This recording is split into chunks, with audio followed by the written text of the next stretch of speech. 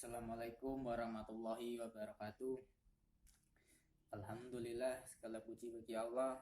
Salawat serta salam tetap tercurahkan kepada Nabi Muhammad Sallallahu Alaihi Wasallam. Perkenalkan, nama saya Prasojo, NIM 2018-010-182, kelas PAI 5F, Universitas Sains Al-Quran.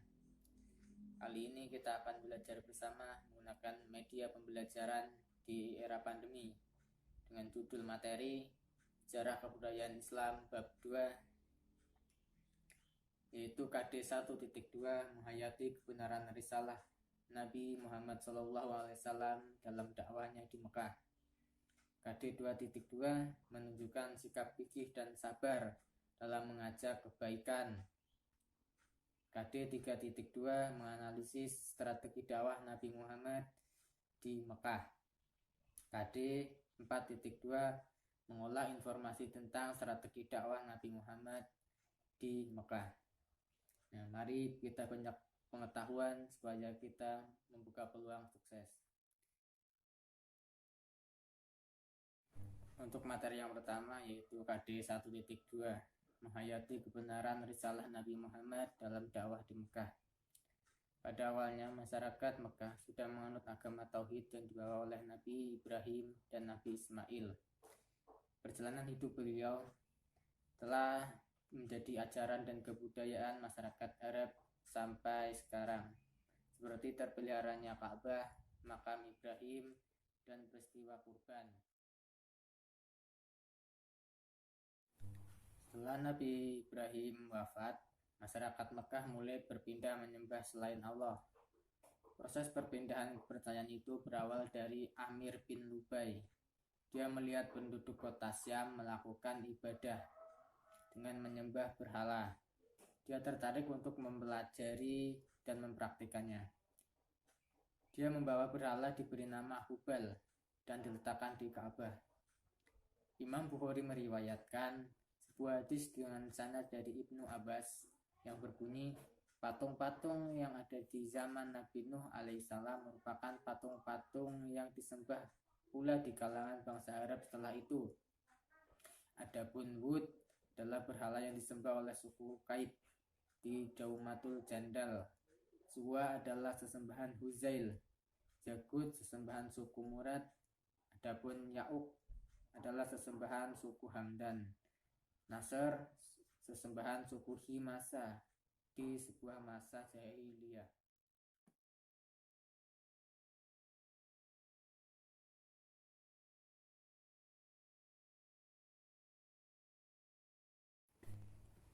Adapun faktor-faktor penyebab penyimpangan tersebut adalah adanya kebutuhan Tuhan yang selalu bersama mereka, terutama di saat mereka membutuhkannya. Yang kedua, kecenderungan yang kuat mengagungkan leluhur yang berjasa, terutama kepala kabilah nenek moyang mereka. Yang ketiga, rasa takut saat menghadapi kekuatan alam yang menimbulkan bencana, mendorong mereka mencari kekuatan lain di luar Tuhan. Di samping kepercayaan terhadap penyembahan berhala, ada kepercayaan lain yang berkembang di Mekah, yaitu menyembah jin, malaikat, ruh, ataupun hantu, seperti ilustrasi pada gambar yang tertera di slide berikut. KD 2.2 menunjukkan sikap fikih dan sabar dalam mengajak kebaikan. Nabi Muhammad SAW adalah figur yang sangat lemah lembut, ramah, serta menarik di kalangan bangsa Arab. Dia dalam berdakwah tidak dengan kekerasan, tidak dengan pula paksaan. Sebagaimana tertera dalam surat Al-Imran ayat 159. Maka disebabkan rahmat dari Allah kamu berlaku lemah lembut terhadap mereka. Sekiranya kamu bersikap keras, lagi berhati kasar, tentulah mereka menjauh dari sekelilingmu. Karena itu, maafkanlah mereka, mohonkanlah ampun bagi mereka, dan bermusyawarahlah dengan mereka dalam urusan itu. Kemudian apabila kamu telah membulatkan tekad, maka bertawakallah kepada Allah. Sesungguhnya Allah menyukai orang-orang yang bertawakal kepadanya. Nah, maksud dari ini Rasulullah dalam pergaulannya, dalam mendakwahkan Islam, dalam strategi seperti politik, ekonomi, dan kemasyarakatan lainnya, beliau dengan lemah lembut, ramah, dan saling menghargai toleransi di dalam berdakwahnya. Dalam dakwahnya, Nabi Muhammad selalu mendapatkan kecaman dari bangsa-bangsa Arab cemooh, terutama dari pamannya sendiri, dari keluarganya, tidak mendukung dengan agama yang dibawa Nabi Muhammad. Banyak pengikut Nabi Muhammad yang menjadi korban penyiksaan, pembunuhan. Nabi dan pengikutnya pernah diboikot perekonomiannya. Ancaman yang paling besar yaitu persekongkolan penduduk Mekah dengan Abu Lahab dan Abu Jahal untuk membunuh Nabi Muhammad. Seperti pada ilustrasi gambar berikut. KD 3.2 menganalisis strategi dakwah Nabi Muhammad di Mekah.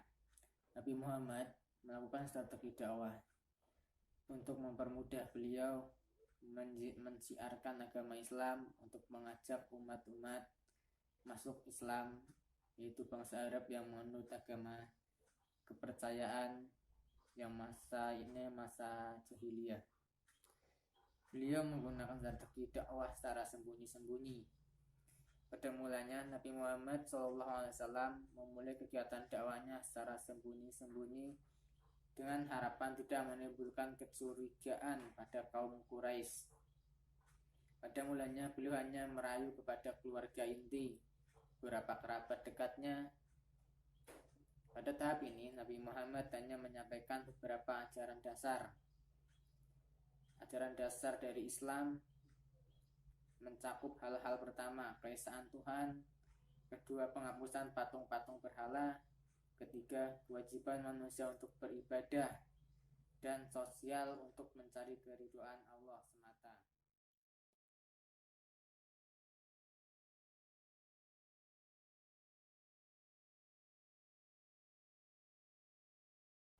Orang-orang yang pertama menerima ajakan dan seruan Nabi Muhammad disebut as-sabiqunal awalun, yaitu orang-orang yang pertama masuk Islam. Mereka adalah Khadijah, istri Nabi Muhammad SAW, Zaid bin Haris, anak angkat Nabi Muhammad SAW, Ali bin Abi Thalib, sepupu Nabi Muhammad, Abu Bakar, sahabat karib Nabi Muhammad. Pada perkembangan selanjutnya, mereka juga turut serta menyebarkan agama Islam dan berhasil mempengaruhi beberapa orang di sekitarnya.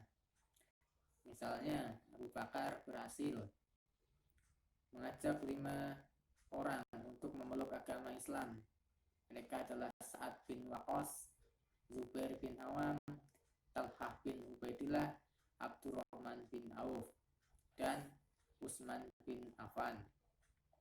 Selain keluarga dan orang terdekat, Nabi juga menyampaikan dakwahnya kepada orang-orang yang dikenalnya secara baik, ramah, dan mereka pun mengenal baik kepribadian beliau. Sikap mereka menerima langsung dakwah Nabi Muhammad karena didasari keyakinan kuat bahwa yang disampaikan adalah benar adanya. Dalam dakwah sembunyi-sembunyi berlangsung selama 3 tahun. Dalam jangka waktu tersebut, mula-mula Nabi Muhammad SAW dan beberapa sahabatnya hanya berhasil membentuk sekelompok kecil umat Islam. Pada dakwah sembunyi-sembunyi ini, ayat yang turun ayat yang pendek-pendek, namun dengan struktur ayatnya yang indah, bagus, dan lembut, sesuai dengan tuntunan suasana damai, bertemakan pembersihan jiwa dan mengecam perilaku-perilaku buruk duniawi, menggambarkan keindahan surga dan keburukan neraka, yang pada masa itu sangat berbeda dengan masa jahiliyah. Dan kemudian menginjak tahun yang keempat kenabian Nabi Muhammad SAW, menerima perintah memberikan peringatan kepada kerabatnya.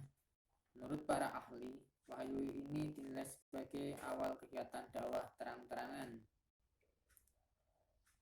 Dalam firman-Nya dalam surat Asy-Syura ayat 214, dan berilah peringatan kepada kerabat-kerabatmu Muhammad yang terdekat.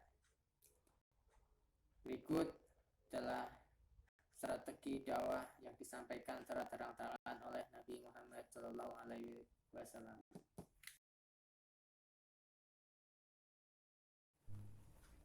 Yang kedua, dakwah secara terang-terangan Nabi Muhammad. Nabi Muhammad mengumpulkan orang-orang Bani Al-Muthalib dan Bani Abdul Manaf di Bukit Sofa. 45 orang yang hadir dalam pertemuan tersebut. Beliau bermaksud menyampaikan risalah dakwah Islam. Beliau belum sempat berbicara, Abu Lahab sudah menyela pembicaraan Nabi Muhammad. Abu Lahab mengecam pembicaraan dakwah Nabi Muhammad dengan mengejek, mengolok-olok, dan bermaksud ingin menghadang dakwah Nabi Muhammad SAW. Maka turunlah ayat surat Al-Hijr ayat 94. Maka sampaikanlah Muhammad secara terang-terangan segala apa yang diperintahkan kepadamu, dan berpalinglah dari orang-orang yang musyrik. Ayat tersebut dapat diartikan sebagai pengukuhan posisi Nabi Muhammad sebagai Rasul utusan Allah untuk menyampaikan risalahnya secara tegas dan terang-terangan, serta menentang perbuatan orang kafir Mekah.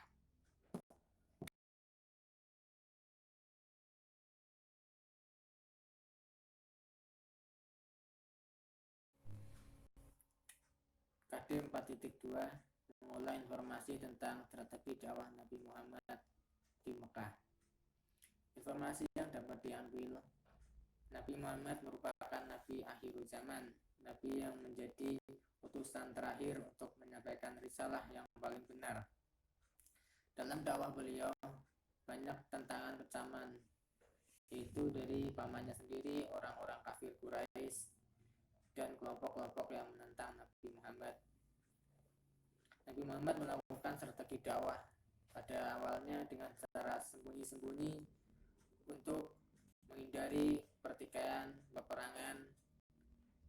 Kemudian Nabi Muhammad melakukan dakwah secara terang-terangan karena perintah langsung dari Allah untuk menyampaikan risalah secara terang-terangan agar umat Islam yang masuk Islam lebih banyak. Dan dalam dakwahnya Nabi Muhammad berkepribadian yang lemah lembut, ramah, dan baik hati, serta dengan kepribadian beliau dapat diterima oleh kalangan masyarakat adat.